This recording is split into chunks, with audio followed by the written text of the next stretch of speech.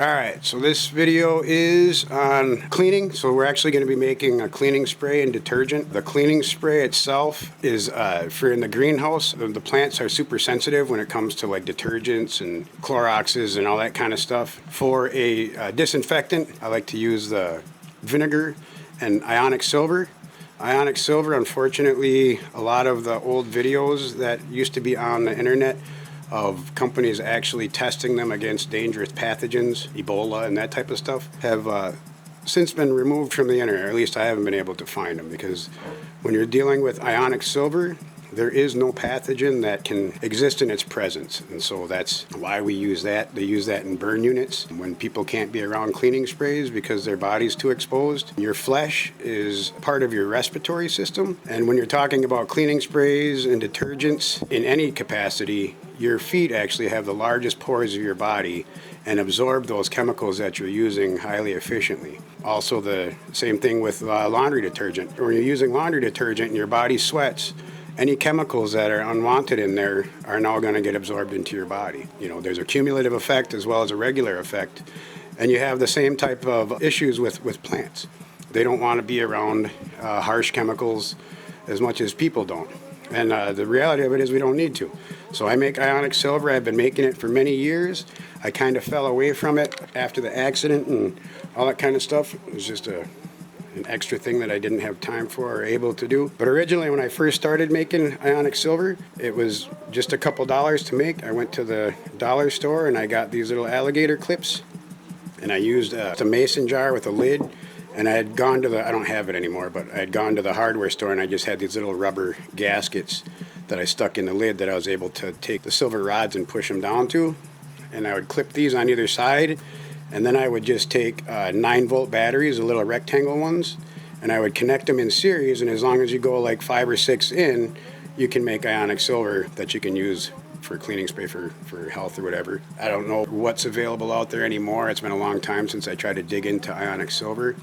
But when you're talking about health benefits, if you want sterilization, 10 parts per million. If you want health benefits, it's 20 parts per million. Once I got done using this one, I graduated to this one, which is just a simple plug-in one. But then I graduated up to this one. And this one actually has a mixer and a heater, because I like to get it up to like 230 degrees and let it mix like that. Unfortunately, the heater on here is kind of crap and it goes real hot. So eventually I'd like to get a nice digital one. This unit here was like 35 bucks. So altogether, all this stuff costs $80 or $100, something like that. You can ultimately get a lifetime supply of Ionic Silver for less than $20 if you just do something like that. And even this was, I think, only 10 bucks or whatever. So when I'm doing mine, usually it comes with like a little laser pointer. And as soon as you can see the laser in there, that's when you know that there's enough parts per million. You can get a little tester that'll tell you exact amounts. What I like to do is leave it on for a couple hours, and I know it's way beyond necessary parts per million, but it'll turn like a purple color. And that's, to me, signal that it's good.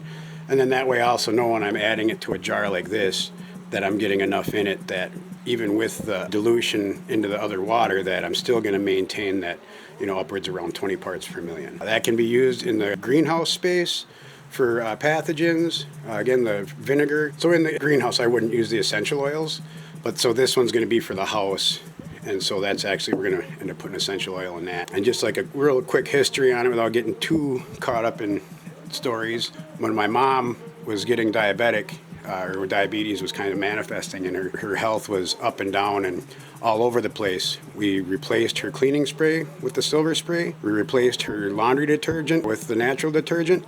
And we replaced her bar soap with a homemade soap that I made. Actually, now that I remember too, we also made a deodorant that had plant medicine in it, because that goes right into your lymph nodes and helps you like that. But really, that's all we did. We didn't change her diet. We didn't change anything else.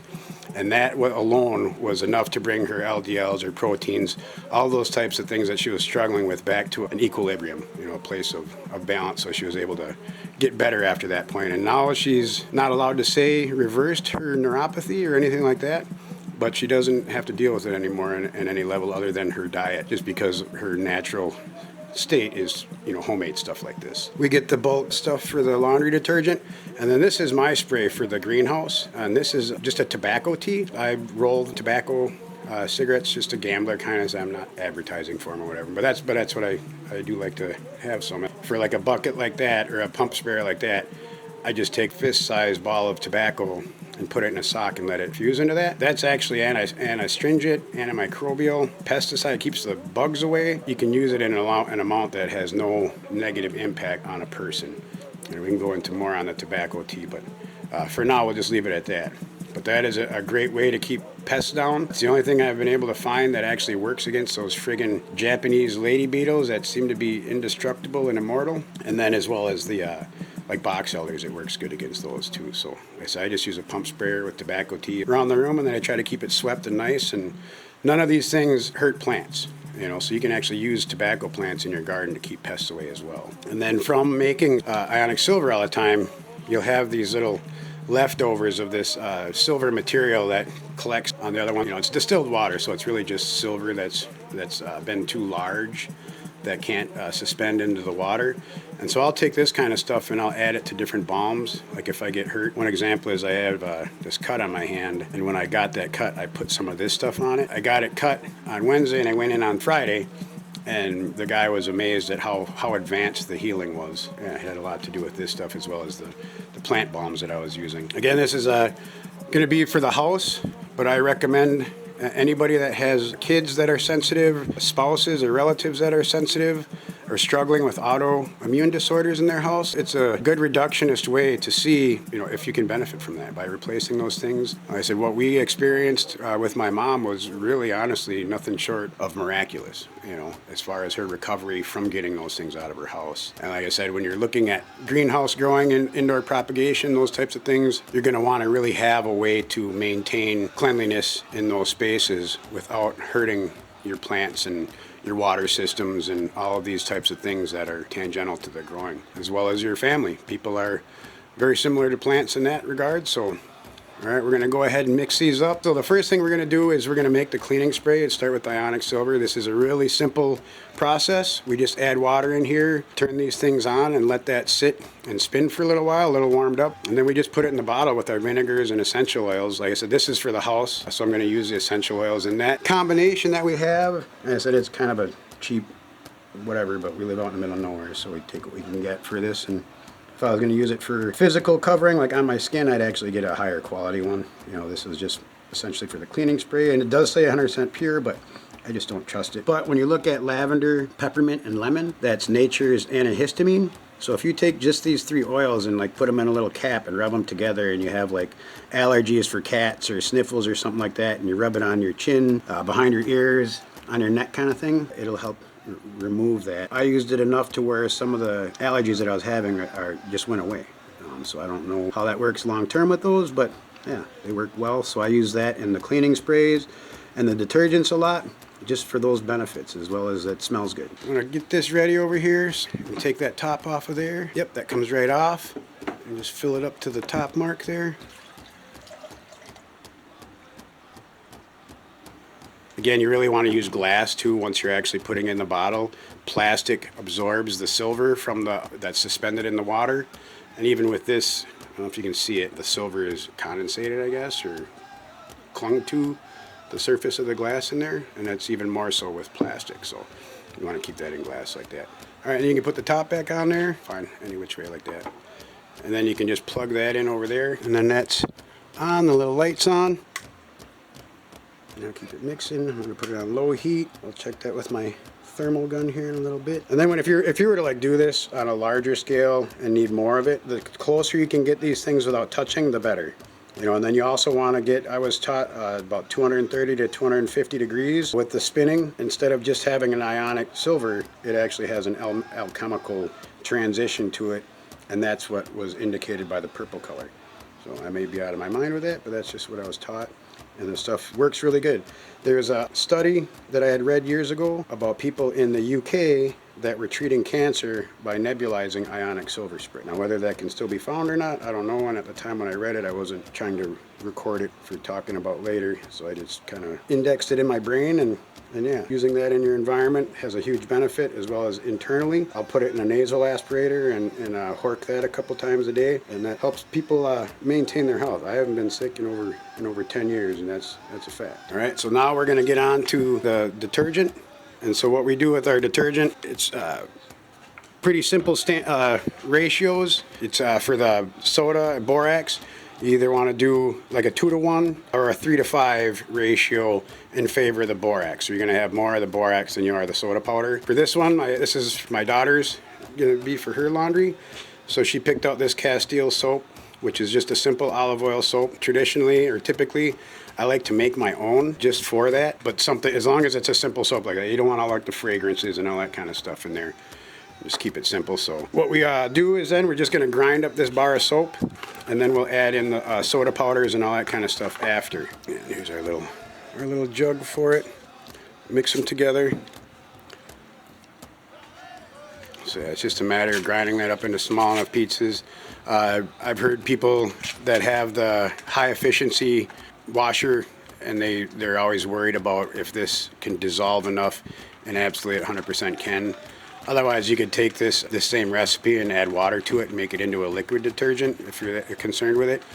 But like I said, the health benefits are measurable, and it's a cumulative effect. The more you can remove the chemicals from every process you have, the better, and the reality of it is they don't have to disclose them. There's a law that was put into effect for chemical companies called the Voluntary Disclosure Act, and if something is proprietary or less than 1% by volume, they don't have to tell you what's in there, and they don't have to study the effect on the environment or the impact on the human body. So the more you can do these things, the better. And the reality of it is, unfortunately, at this point, unless you know the person making it, you can't really trust anything in the stores. Even there's a group called the Environmental Working Group, the EWG, and they have their wall of shame for the worst chemicals in so-called natural products. Oil of Olay is on there, natural from the Alba lady is on there. It goes on and on. There's a whole forever ticker tape list of things that are supposed to be, that are touted as natural, that absolutely 100% are not. And like I said, they're protected. 1% by volume, depending on the chemical that you're using, can be enough to impact your health, if not take your life, depending on what it is. Proprietary just means they don't want to tell you. And they don't have to. Making these things before I got hurt, before the lockdown, all that kind of stuff happened, and I had to go back to construction. I had a business making soaps, balms, detergents, cleaning sprays, all the stuff we're talking about here now for a divestment type system to be able to remove chemicals from your house. My son does natural pest control that only uses different essential oils and teas, and it's highly effective against roaches, bed bugs. All the things that we've been told are not possible are 100% possible. You just have to figure out the right recipes and ratios for it to be functional, which is normal in any kind of situation. So again, we'll do add the soda powder and the washing soda. And washing soda is really just baking soda that has been cooked for 40 minutes to an hour at like 350 degrees. It changes the structure of the baking soda and turns it into washing soda. So if you were in a pinch, stuck somewhere and you happen to have some baking soda, you can use that to turn it into a washing soda and just use that. Like the borax is good when you have it, but you can get by with just the washing soda and some soap, clean your laundry like that. My goal eventually at some point is to be able to grow enough of these things or get them from local farmers. There's a medicine farm not too far from me in Wisconsin here that specializes in herbal medicines and herbal remedy growing. So there's tons of lavender, there's tons of arnica, holy basil, all of these things. Eventually what I'd like to do is start processing the essential oils myself so that I can make products that are 100% my creations, from the essential oils to the other additives, even the vinegars. I'd like to be able to get some fruit trees out here to make my own cider vinegar, fruit vinegars, and use those for my products that I'm making, so that eventually I'll have products that I can provide are 100% my creations, so that there's no question. So even like with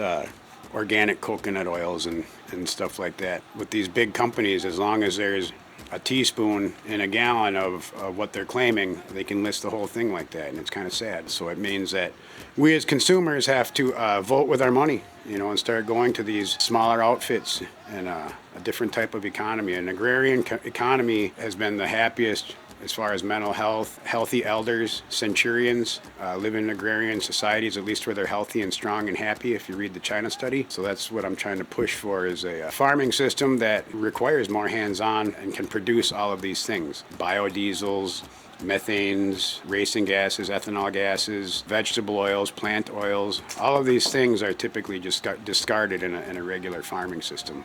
Whereas I want to access all of those and utilize all those. So yeah, again, if when you buy these little kits, you know, and they send you the little parts per million meter water tester, they usually send like a cat laser pointer.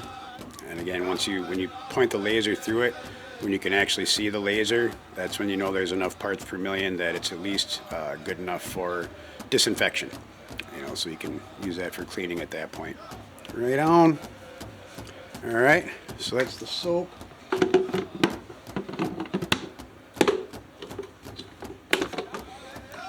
There you go.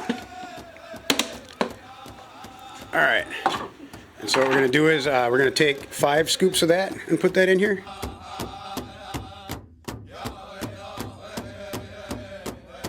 All right, and then out of this one, we'll do 3. We're doing a 3 to 5 on this one towards the borax. So. And the 2 to 1 just means it'd be 2 scoops per 1 scoop of borax versus washing soda. Let's mix that together.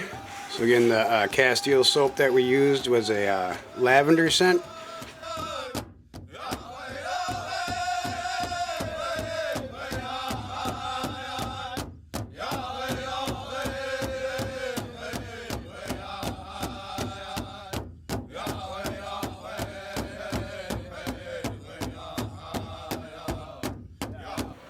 And if you think it's thoroughly mixed, then you can just put it up in your container there.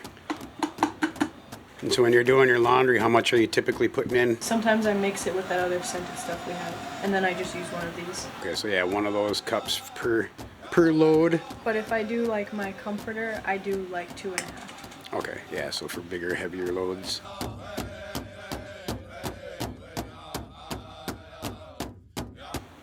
And we're getting back into using this type of stuff more, but we have used it before the accident for the most part all the time. I said we have a high efficient washer, and we've never had a problem with any accumulation or buildup of any type in those situations. So I know that's a lot of people's concern. It says, oh, you can only use this soap or that soap, but like I said, we have one of those and it's never been an issue. Right on. All right, beauteous.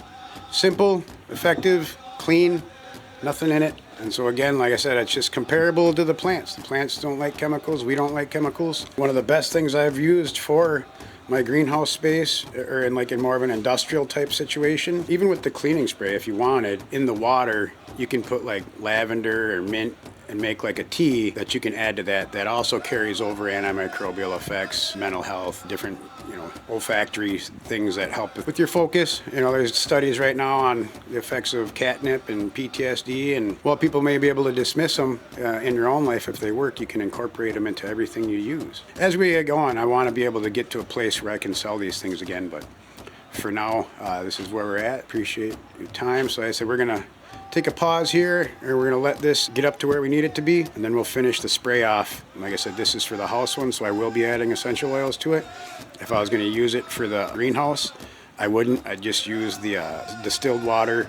I might add like the plants to the water and make like a tea. So I just use something that isn't as abrupt as the essential oils. I just use like the water with like a tea. Or you can add like small amount of washing soda to that as well, as for like a more heavier cleaner.